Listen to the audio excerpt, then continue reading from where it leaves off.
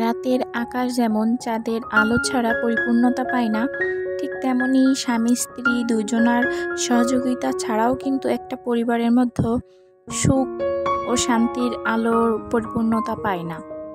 আর চাঁদটা যখন পরিপূর্ণভাবে আলোকিত করে আকাশটা, তখন কিন্তু সেই আলোর প্রতিচ্ছবি পৃথিবীতেও নেমে আসে।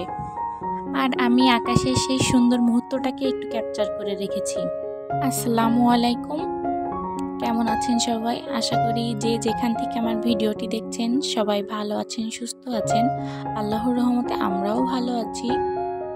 তো গত ভিডিওতে দেখেছেন সাইদার বাবা সাইদাকে কেক খাইয়ে দিচ্ছিল। এই অরেঞ্জ ফ্লেভারের কেকটা অন পিস হিসাবেই নিয়ে এসেছিল, তো সেটা তার ভালোই লেগেছিল। তো তারপরে সে তার বাবাকে বলে যে বাবা এই কেক আবার নিয়ে আসবা। তো সে তারপরে সম্পূর্ণ কেকটাই অর্ডার করে নিয়ে আসে। এটা কিন্তু কোনো বার্থডে বা কোনো অকেশন হিসেবে নিয়ে আসেনি, এটা মেয়ের জন্য এমনিতেই নিয়ে এসেছে। আর এই যে কেক কাটার শুরুতেই দেখলেন যে আমার টেবিলে একটা টিয়া পাখি, এটা সাইদার বাবা খুব শখ করেই কিন্তু পুষেছে। তো যখন কিনেছিল তখন দুইটা কিনেছিল। তো একটা পাখি বাসার নিচের বেলকনি থেকে চুরি করে নিয়ে গেছে। তো একটা মানুষের শখের জিনিস হারিয়ে গেলে কিন্তু বেশ অনেকটাই কষ্ট হয়। তো টিয়া পাখিটা আমরা 1 সপ্তাহ বয়সে নিয়ে এসেছিলাম, আর বড় হওয়ার পরেই কিন্তু চুরিটা হয়েছে। তো যাই হোক, এদিকে আমি একটু তরমুজ কেটে নিব। আর সেই দিন শিশিরাপুর ভিডিওতে দেখছিলাম খুব সুন্দর করে তরমুজ কেটেছে। তো আমি একটু চেষ্টা করছিলাম যে ওইভাবে কাটবো, কিন্তু সাইদার বাবাও খুব তাড়া দিচ্ছে, সে অফিসে চলে যাবে। তো এই কারণে খুব সহজে যেটা হয় সেটাই করে নিচ্ছি। তো এখন কিছু কমেন্ট আপনাদের সাথে শেয়ার করি।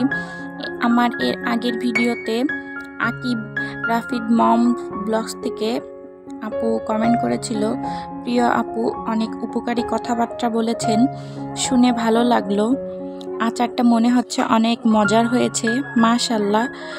সত্যি ছোট বাচ্চাদের লিচু খাওয়ানোর সময় সাবধানে থাকা উচিত।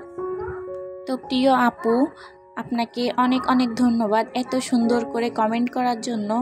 তো আমার এই ভয়েসের মধ্যে আজকে সাইদার কথাটা একটু বেশিই শুনতে পারবেন, কারণ বাসাতে যেহেতু আমি একাই থাকি, তো মেয়েকে সামলিয়ে সব কিছু করে ওঠাও কিন্তু অনেকটাই টাফ হয়ে যায়। তো সেই কারণে ওকে আজকে আমি ওই ঘরে রাখিনি, ওকে আমি কাছে নিয়েই ভয়েসটা দিচ্ছি। তো সেই কারণে আজকে ওর ভয়েসটা একটু বেশিই শুনতে পাবেন। তো আমি আর একটা কমেন্ট আপনাদের সাথে শেয়ার করব। অর্নিল ব্লগস কুকিং চ্যানেল থেকে অর্নিল আপু কমেন্ট করেছিল, পৃথিবীতে সব মানুষ এক না, কাঁচা আমের আচারটা দারুণ হয়েছে, আমার দেখে খেতে ইচ্ছা করছে, শেষের কথাগুলো খুব সুন্দর হয়েছে আপু। তো আপু আপনাকে বলছি, আসলে ঠিক কথাই বলেছেন আপু, পৃথিবীতে সব মানুষ এক না, এক হলে তো আর পৃথিবী এভাবে চলতো না আপু। আর আপনি বলেছেন আমের আচারটা দেখে খেতে ইচ্ছা করছে। তো শিশির আপু আপনিও বলেছিলেন আচারটা দেখে খেতে ইচ্ছা করছে। তো দাওয়াত রইল। আমার প্রিয় আপুরা, আপনাদের অনেক অনেক ধন্যবাদ এত সুন্দর করে কমেন্ট করার জন্য আর আমার পাশে থাকার জন্য। তো এই যে এখন সন্ধ্যা 7টা বাজে, এখন সাইদার বাবা এই গরুর পাগুলো এনেছে, দেখেই তো প্রথমে মেজাজটা গরম হয়ে গেছে, কারণ গরুর পাগুলো তো পরিষ্কার করা লাগবে। তো এই কারণে আমি একটু রেগে গিয়েছিলাম প্রথমে। তারপরে ওর বাবা তো বললই, এগুলো তো পরিষ্কার করতে বেশি টাইম লাগবে না তোমার। তো এই যে আমি প্রথমে পানির মধ্যে পাগুলো দিয়ে দিয়েছি, আর পানি ফুটার ঠিক 5 মিনিট থেকে 10 মিনিট পরে আমি পাগুলো তুলে নিব। তো এই যে এক এক করে আমি পাগুলো তুলেও নিচ্ছি।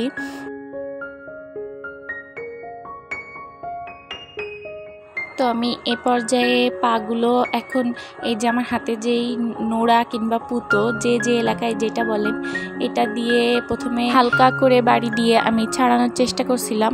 তারপরে দেখলাম এটা যেহেতু স্টিলের নিচের পাত্রটা, তো জোরে জোরে শব্দ হচ্ছে। তো তারপরে আমি একটা পাপোশের ওপরে এই যে এখান থেকে সহজে সরবেও না, তো কয়েকটা বাড়ি দেওয়ার পরে কিন্তু এই যে সুন্দর করে পাটা বের হয়ে এসেছে আর খুরটা আলাদা হয়ে গেছে। তো আমি এইভাবে প্রত্যেকটা খুঁট থেকে পাগুলো আলাদা করে এক এক করে বের করে নিব। আর আমার এই 8টা পা পরিষ্কার করতে মাত্র 3 থেকে 4 মিনিট সময় লাগছে। পানি গরম হতে যে 5 থেকে 10 মিনিট সময়টা লাগছিল, ওই সময়টুকুর জন্যই একটু দেরি করা লাগছে। তো এই যে আমি খুঁট থেকে খুব সুন্দর করে পাগুলো ছাড়িয়ে নিয়েছি। আর এখন পায়ের গায়ে যে ছোট ছোট লোমগুলো আছে ওইগুলোই কেটে পরিষ্কার করে নিব। আর এখনো পর্যন্ত যারা আমার ভিডিওটি দেখছেন তারা প্লিজ একটি লাইক দিয়ে দিবেন। আর আমার চ্যানেলটি যারা এখনো সাবস্ক্রাইব করেননি তারা প্লিজ আমার চ্যানেলটি সাবস্ক্রাইব করে আমার পাশে থাকবেন।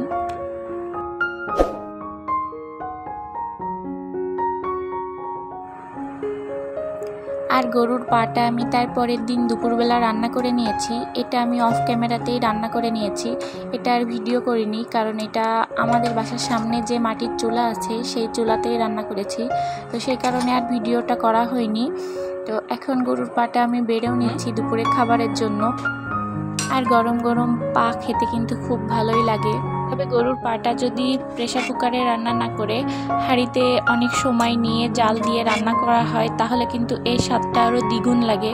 তবে আমি ওই যে রান্না করি বাড়িওয়ালা আন্টির কাঠ দিয়ে এবং তার চুলায়, তো সেই কারণেই ভেবেছি যত শর্টকাটে রান্না করা যায় আমি আমার ইচ্ছা করলেই ওই চুলাতে যেয়ে রান্না করি।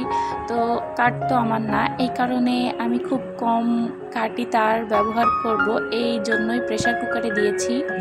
আজকের ভিডিওটি এই পর্যন্তই। সবাই ভালো থাকবেন, সুস্থ থাকবেন। আল্লাহ হাফেজ।